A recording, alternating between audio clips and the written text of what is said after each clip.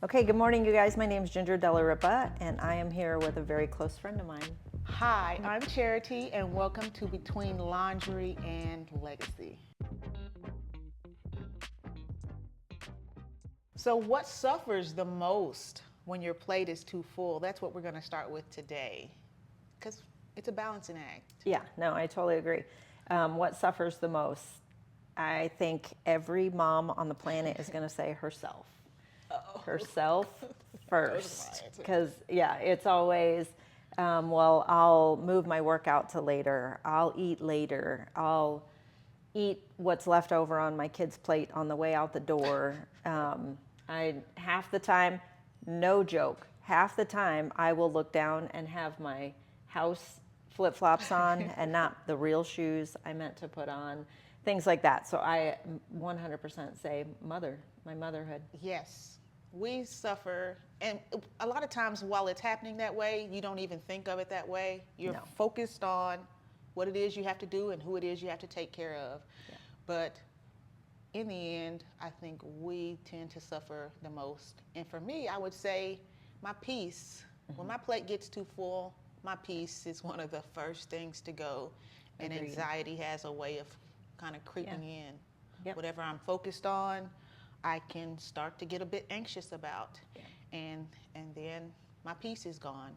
And then I look up if it goes too far and I'm feeling some resentment.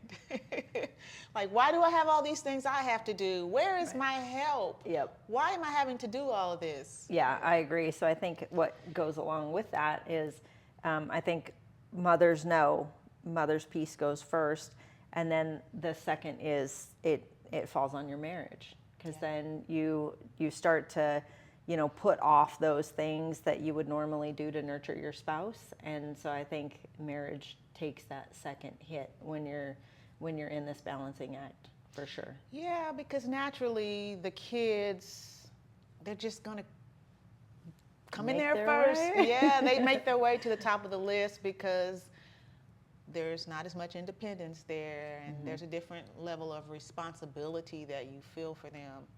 And then also, I'm going to throw in God, like if you're not careful. And I think even though I suffer, there's no way that I'm suffering and He's not being missed also. Yeah. If I'm at the point where I've put too much on my plate, everybody is suffering. I am suffering the most, and then part of the reason I'm suffering is because my proper focus and priorities have probably got a little misaligned. Yeah.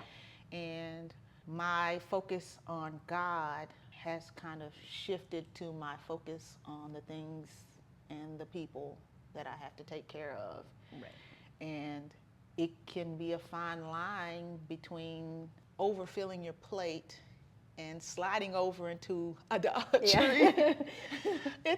It's like idolatry is always waiting at the door. Oh, always knocking. Sometimes you can be doing good things, you can be doing the right things, and you have them in the wrong place. Yep. I think it's a Christmas tree effect, that triangle effect where he needs to be at the top. And when you're not focused on that, everything else kind of goes in shambles.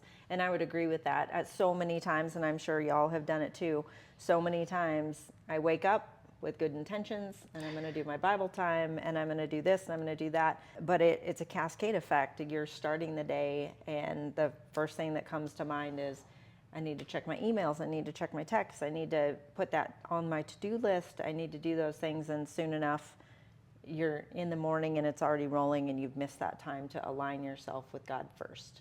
I have to constantly recenter and reprioritize during the day, because as I get going in that list of things to do, I can run off the rails. I can deviate down a rabbit hole Yeah. with a particular thing, and the next thing you know, I have It's dinner time. exactly. It's easy to overfill the plate, and that is something that I have really tried to work on. Yeah. It's easy to do, but now I have developed a bit of an aversion to it. It's a delicate balance not to overfill your plate, but to also not underfill it and to make sure that you are being as useful. Right, as he wants you to be in the day. Yeah. And productive. This is probably where I fail. I think if I don't do 9 million things in a day, then I'm not serving God's purpose, and I'm not giving myself to the ones that are depending on me. But then I also need to refocus that he only worked 6 days and rested 1 day. And I think we're both married to A-type people, and there is always a go, go, go. But I think being a mom, if we don't show our children that you work real hard those 6 days, but you rest that 7th day, or even, not even breaking it into a day, there is a time for rest and there is a time for refocus, because God's calling for that relationship with you. If we don't teach our children that, if we don't show this as a priority to our husbands, if we don't show this as a priority to ourselves, to show that we need a relationship with God first, everyone fails. And that's not how he designed us to be. He designed us to be in relationship with him first. When he is first and he is kept first, everything else just falls into place. Yeah. Seek ye first the Yes. kingdom of God and his righteousness, and all these other All the things will be things. added. And what I have realized is that if I will put him first and try to keep recentering myself throughout the day, a lot of the things that I had on my list that I have mentally tried to make an ultimate priority, they just really aren't nearly as important. Things on the list. That's The all things they on are. the list, Right, yeah. right. And I think we covered this in another episode, is like friendships. I can easily, if you called me right in the middle of the day on a busy list kind of day and said, I need you, that list would not matter. Yeah. Or if our husbands called us and said, this is the circumstance, I need you here, none of that stuff on the list would matter. He gives us an opportunity to have those vital things and show their value, but he is valuable and he wants to reconnect with you. So It takes practice, and it takes commitment and intention. It really takes intention. And I've had to do things like put timers in my phone throughout the day to recenter myself. When it goes off, it's like, okay, pull out of what you're doing and recenter yourself. Yeah. Have a moment of gratitude. Have a moment of prayer. The world can decide your intentions for you. The things you have to do, they really know how to take a certain place with little to no effort. right. And even if you don't have a list written out, it's all going on up here in the head. Yeah. And it's nice to just turn that off for a moment and recollect. And a lot of times I notice that after I've had my moment with God, whether that's 5 minutes, 3 minutes, I'm able to come back in fresh, rejuvenated, recentered, refocused, more energetic, and more productive. Yeah. Because it's tiring to be churning at something. Yeah, it's like a little rat in a wheel.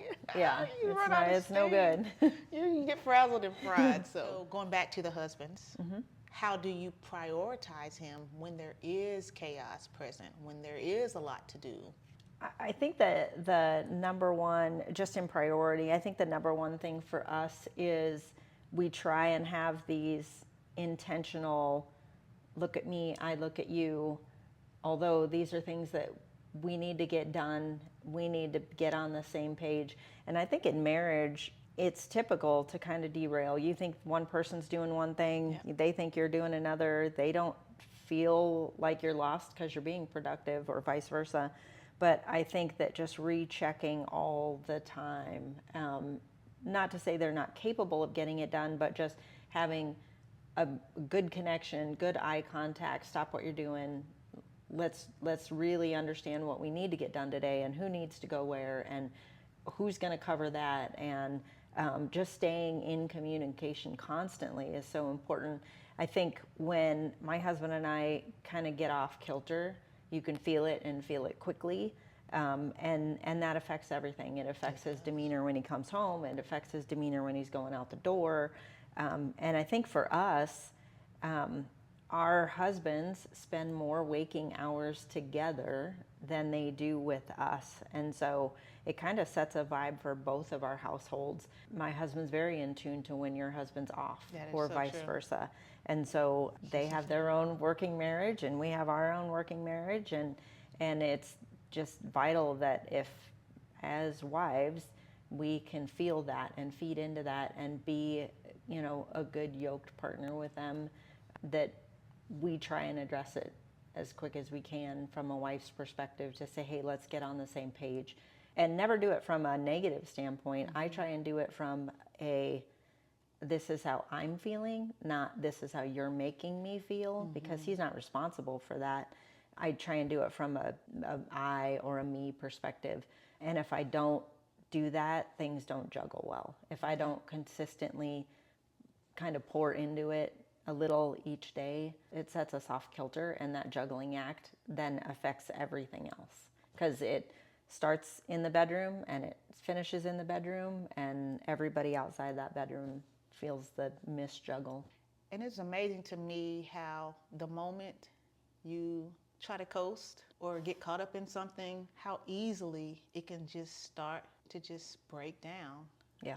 You really have to stay on top of communication, the relationship, and what you choose to bring into your life with what you're doing. You can look up and there's a wedge there.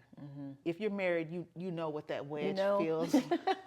It feels like there may not have been a fight, Right, or a disagreement, but that wedge, and it makes it hard everywhere. It makes intimacy hard. It makes parenting hard. It makes parenting hard. Yeah, when you finally do get an alone moment, it feels awkward. Yeah. You got to fight through that. the awkwardness. Yeah. Chaos is going to come. Moments where things are just a little disarrayed. But I think it's so important to know how and when, and the proper ways to know your partner, to know yourself, and stay connected with God, and know how to recenter. I think it's just a constant balancing act, really. You really have to pay attention in every area of what to say no to, what to say yes to, and when. Yeah, just like driving. We've got kids that are in that That's a good begin analogy. driving age. And you can put all the warning signs on it. You can put all the,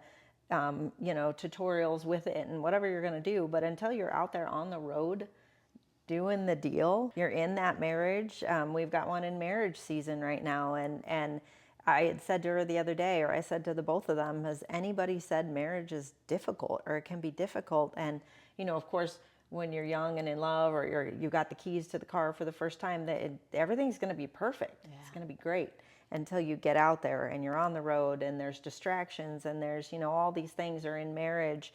The bills come in and issues start to arise, whatever those are. Again, you got to stay in your lane.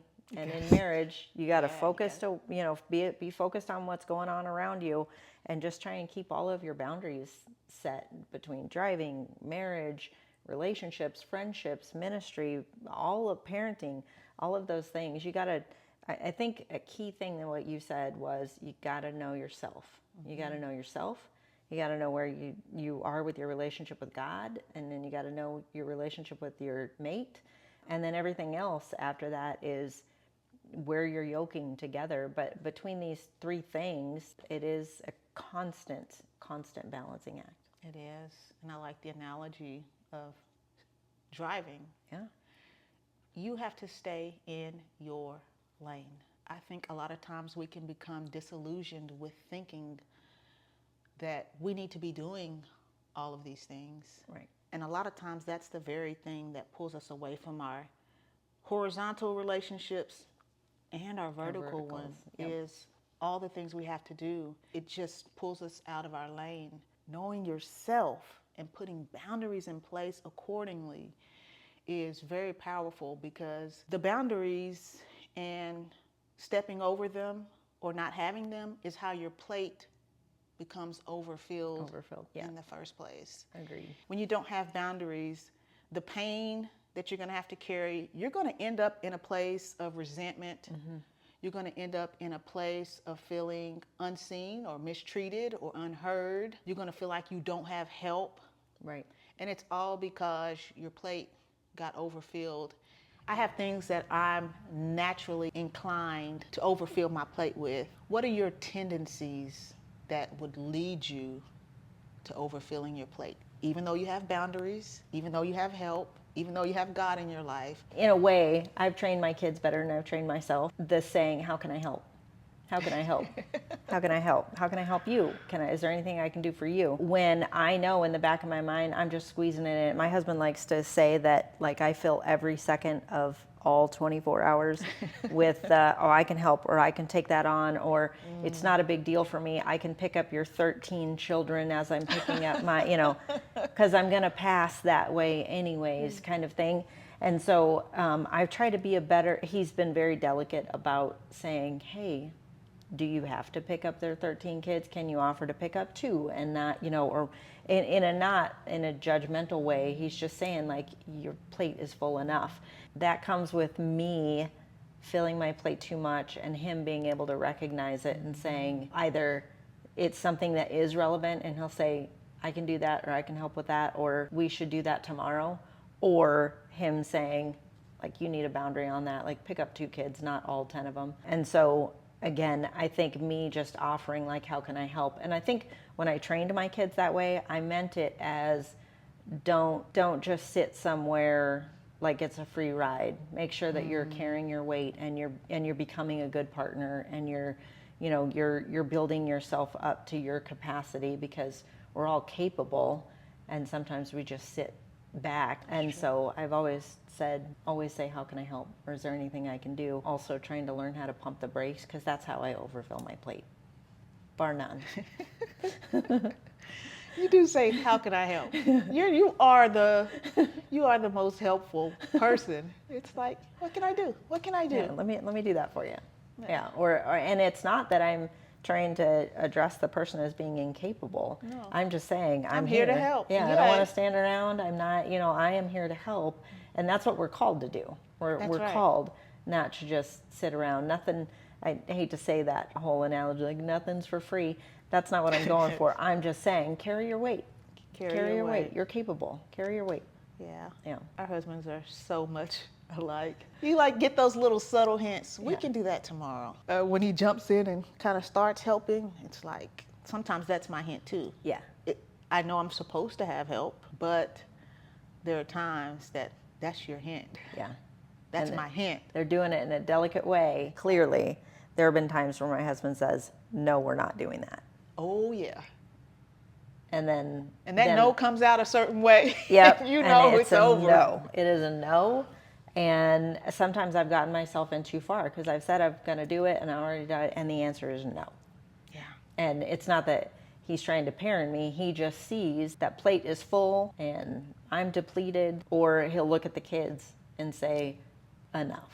Throwing nobody under the bus, especially my kids, they're just innately going to ask, Mom, can you do this? Mom, can you do that? Mom, can you do that? And I'll take it on to an extent until my husband sees that the decline is starting and it is going to affect my peace and his peace and the house's peace and everybody's peace. And he just wants to preserve what I might have left. And he will literally say, don't ask her for another thing. And that's good too, that sometimes you just need that help drawing that line back over the boundary that's there. Yeah. My buffer.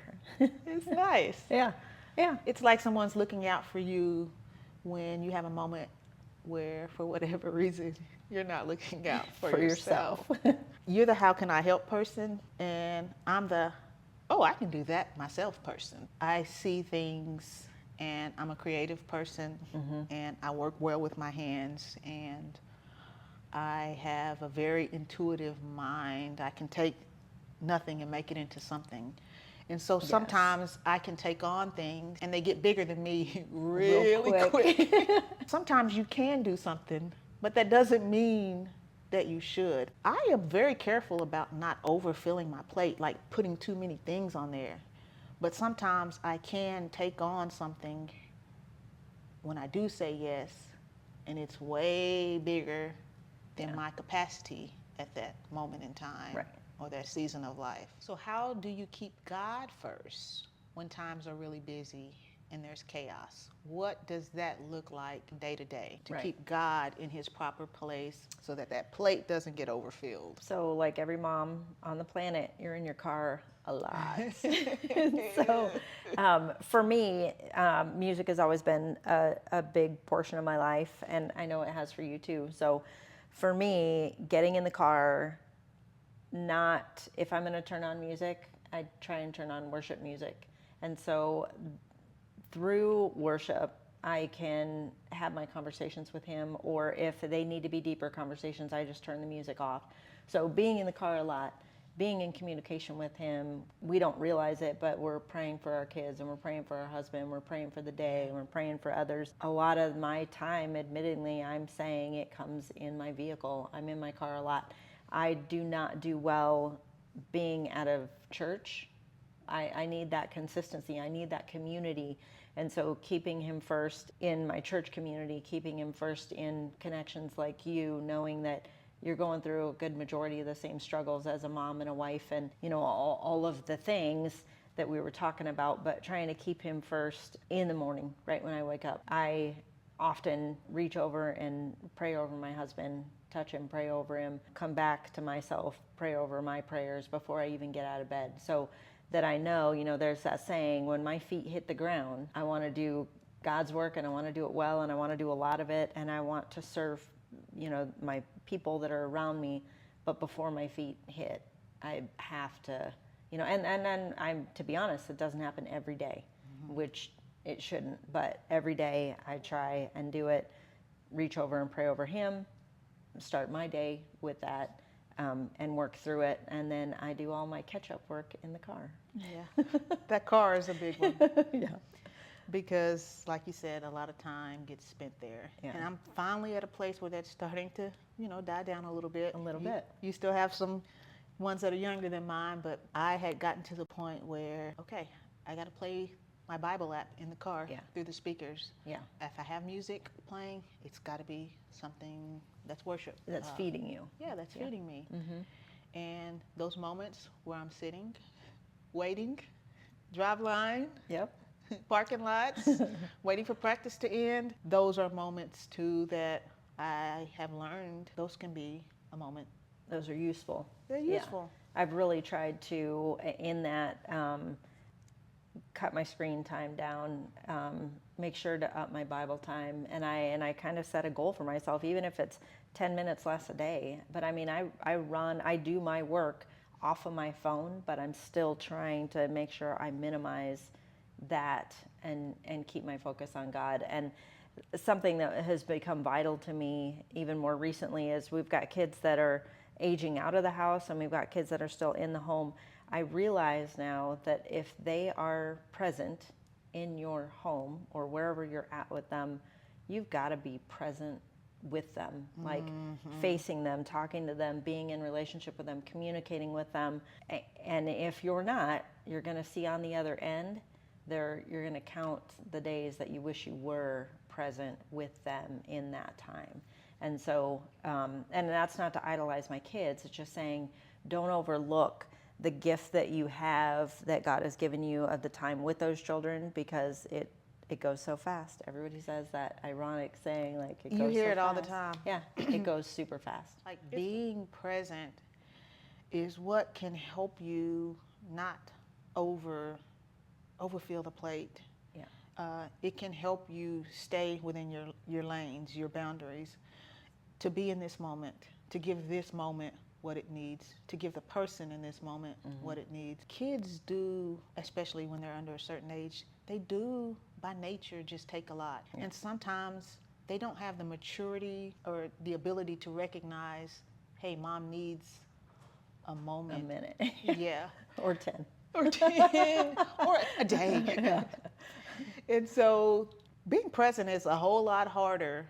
It's easier said than done. Yeah. Because you can be sitting there in the moment, but your mind is somewhere else. Your mind is on the plate of things that you have to do. Your kids can feel that. They may not have, and your husband and God. And we do too. Like, if there's nothing like sitting and talking to someone and you know they're not there. Yeah. You know they're not Completely listening. absent. Yeah. And I've tried to be intentional. Like, if you're on that screen, I'm not talking to you. And it's not out of like resentment. It's I'll wait until you can be present with me. In turn, you recognize it with God. Yeah. He's waiting for you to be so present. good. I think it's kind of the intention of the podcast name, Laundry to Legacy. It's like if we pile up, we don't realize that it's affecting the legacy that we're trying to create. So true. Yeah. There is a purpose between the responsibilities and the life that we're supposed to live. Yeah, and raising the little ones to go out, or raising our kids to see the marriage that they're to model, or teaching our daughters how to nurture and balance and all those things, or our sons on how we're to raise them so that they can yoke with their wives and all of those things. So thank you guys for being with us. Don't overfill your plates. If you're going to overfill it with anything, overflow with your time spent with God, your focus on Him, and everything else will line up. We love you, and we'll see you next round. I'm loving this little setup with the tree over here. Yeah. It gives green to the room, and it looks good. And I've been looking at it off and on as we're talking. Can I just? Okay, next question. I'm on. I'll feel you.